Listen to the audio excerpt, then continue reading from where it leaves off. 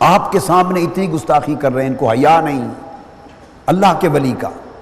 آپ نے فرمایا اچھا میں ہاتھ اٹھاتا ہوں، تم سب میرے ساتھ آمین کہنا۔ یہ جو دوسرا حضرت فضیل ابن ایاز کے ساتھ حضرت ذوالنون مصری کی بات میں نے کہا نا، کچھ بچی باتیں بتا دوں۔ ہاتھ اٹھا لیے،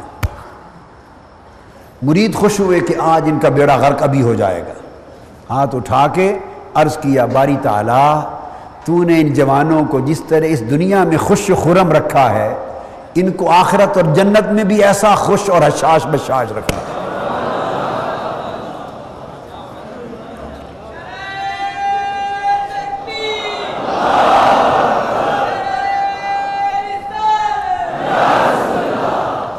ان کو آخرت میں بھی اسی طرح حشاش بشاش رکھنا، خوش و خرم کر دینا۔ اب مریدوں کے منہ سے آمین کیسے نکلے؟ ان کے حلق خشک ہو گئے، چپ کر گئے۔ جب مقام پر پہنچے تو عرض کیا حضرت یہ کیا کیا آپ نے؟ یہ بے ادب گستاخ تھے، بدتمیز لوگ تھے، ہم نے تو چاہا کہ آپ بد دعا کریں تاکہ یہیں غرق ہو جائیں۔ اسی دریائے نیل میں، مصر میں رہتے تھے حضرت ذوالنون مصری، پھر بغداد آئے، یہ غرق ہو جائیں، ڈوب جائیں، تباہ و برباد ہو جائیں۔ آپ نے الٹی بات کر دی۔ آپ مسکرا پڑے، فرمانے لگے میں نے کیا دعا کی تھی؟ میں نے اللہ رب العزت کی بارگاہ میں عرض کیا تھا باری تعالیٰ جس طرح ان کو یہاں خوش و خرم رکھا ہے، ناچ رہے ہیں، گانا بجا رہے ہیں اور شراب پی رہے ہیں، یہ پتہ نہیں جس حال میں ہیں، ان کو جنت میں بھی اسی طرح خوشحال رکھنا۔ تو کیا جس حال میں وہ اس وقت ہیں، اس حال کے ساتھ بھی کوئی جنت میں جائے گا؟ اس عمل والا شخص کوئی جنت میں جا سکتا ہے؟ تو جب میں نے جنت میں ان کے لیے خوشی مانگی تو اس کا مطلب ہے اس حال سے توبہ کریں گے تو جنت کی خوشحالی ملے گی۔ تو میں نے تو اس حال کے چھوڑنے کی دعا کی۔ بس مریدوں کو سمجھ آ گئی، وہ 20 جوان تھے، سارے تائب ہوئے اور ان میں سے ہر ایک شخص اپنے وقت کا ولی بنا۔ تو اللہ کے دوست اولیاء بد دعا نہیں کرتے، وہ دعا دیتے ہیں۔ مگر طریقہ یہ ہے، نہ وہ کسی کا بیڑا غرق کرتے ہیں، خود تکلیفیں اٹھا لیتے ہیں۔ اگر وہ ایسے کرنے والے ہوتے تو امام حسین ساری کائنات کے ولیوں کے امام ہیں۔ وہ اسی لمحے، اسی شام پورے بنو امیہ کا بالکل کام تمام ہو جاتا، روئے زمین سے ان کا نام و نشان مٹ جاتا۔ ایک سیدنا علی اصغر کے ایک خون کے قطرے کے عوض بنو امیہ کا خاتمہ ہو جاتا۔ مگر سب کچھ ہو گیا، نیزوں پر بھی چڑھ گئے مگر قرآن کی تلاوت مسکرا کے کرتے رہے۔ جب تک جس کو اتنا حوصلہ نہ دے دے اسے وہ اپنا دوست نہیں بناتا۔ جو اس کا دوست ہوتا ہے، آپ کہتے ہیں نا، آپ یہ کہتے ہیں نا کہ اٹھ والیاں نال یاری ہوئے تے دروازے اچے رکھی دینے، آپ کہتے ہیں نا کہ اٹھا نال یاری ہوئے تے دروازے اچے۔ اس طرح رب سے یاری ہو تو حوصلے اونچے رکھنے پڑتے ہیں۔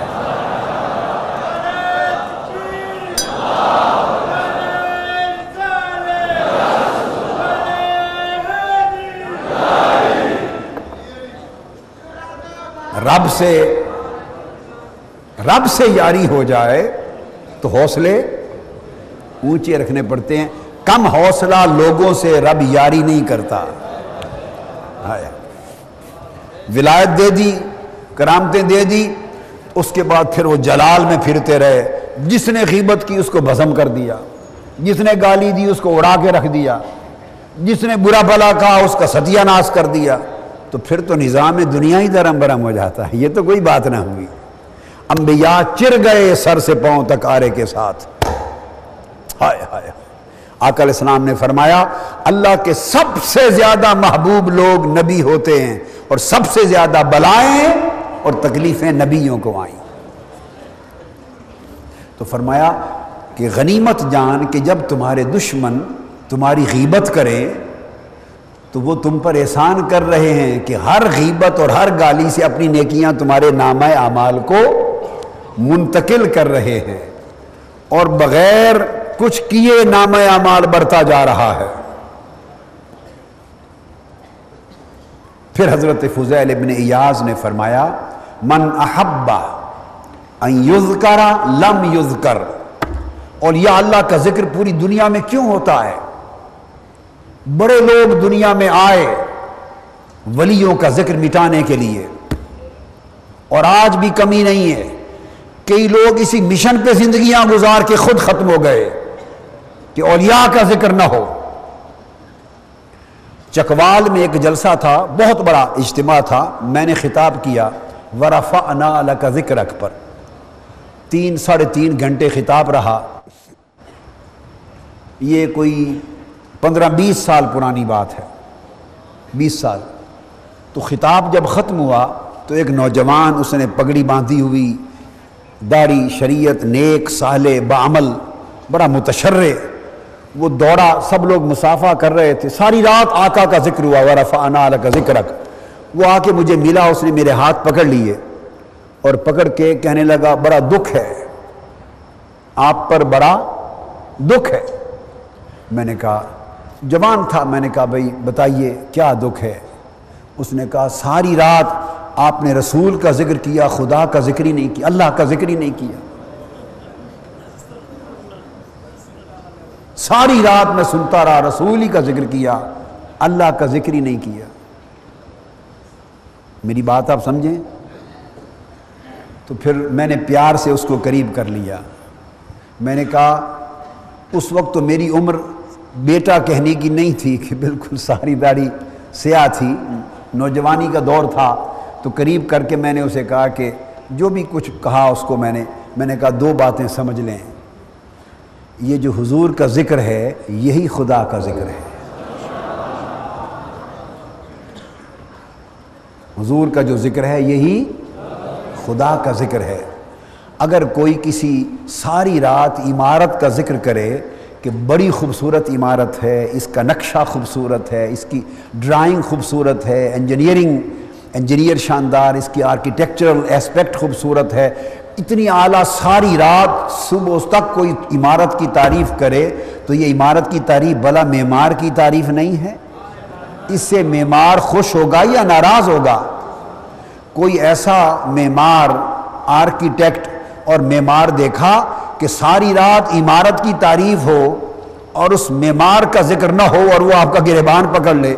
اس نے کہے کہ یہ ساری رات عمارت کی تعریف کرتے رہے اور جس نے بنائی ہے اس کا نام ہی نہیں لیا۔ ایسا کبھی معمار دیکھا؟ ساری رات عمارت کی تعریف کی ہے اور میں نے بنائی ہے، میرا نام ہی نہیں لیا، گریبان پکڑ لے؟ تو وہ کہے گا سمجھدار بندے، یہ عمارت کی اپنی کیا تعریف ہے؟ ہائے ہائے، یہ تو اینٹیں ہیں، گارا ہے، بجری ہے، عمارت کی اپنی کیا تعریف ہے؟ جب عمارت کی تعریف ہوتی ہے تو یہ ساری معمار کی تعریف ہے جس نے بنائی ہے۔ اس لیے رب نے حضور کا نام محمد رکھا ہے، تو جتنی تعریف عمر پر حضور کی کرتے ہیں وہ حضور کے بنانے والے کی تعریف ہے۔ اور دوسری بات یہ میں نے بتائی کہ میں نے ساری رات حضور کا ذکر کیا، تو رب بھی یہی کرتا ہے۔ میں نے تو رات گزار دی حضور کے ذکر میں، خدا نے سارا زمانہ گزار دیا حضور کے ذکر میں۔ وَرَفَعْنَا لَكَ ذِكْرَكَ، ہم محبوب کے ذکر کو بلند کرتے رہتے ہیں۔ میں نے تو اللہ کی سنت پہ عمل کیا ہے، میں نے اللہ کی سنت پہ عمل کیا ہے کہ ہم نے تمہارا ذکر بلند کر دیا، کرتے رہتے ہیں، کرتے رہیں گے۔ میں کیا کروں؟ رب اپنے محبوب کا ذکر کرتا رہتا ہے، ابھی تو رب کی سنت پہ عمل کرتا رہا ہوں ساری رات۔ اس کی سمجھ میں بات آ گئی۔ اسی طرح اللہ کے محبوب مقرب بندوں ولیوں کا ذکر بھی اللہ کا ذکر ہے، ولیوں کا ذکر بھی اللہ کا ذکر ہے۔ اب میں بتاتا ہوں، ولیوں کا ذکر مٹانے کے لیے بڑی کوششیں ہوتی ہیں مگر کبھی نہیں مٹتا، اور کئی لوگ ایسے ہوتے ہیں جو چاہتے ہیں کہ ہمارا بھی ذکر اتنا ہو، ان کا نہیں ہوتا۔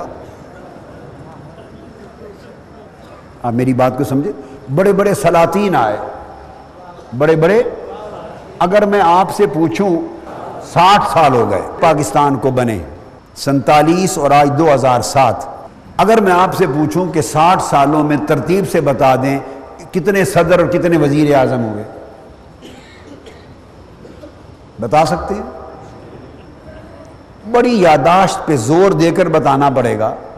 پوچھ دوں کتنے وزیر اعلیٰ ہوئے پنجاب کے، کو 25 سال کے ہی بتا دیں، بتا سکتے ہیں؟ امریکہ کے کتنے صدر ہوئے، برطانیہ کے کتنے ہوئے، ایسے تیزی کے ساتھ۔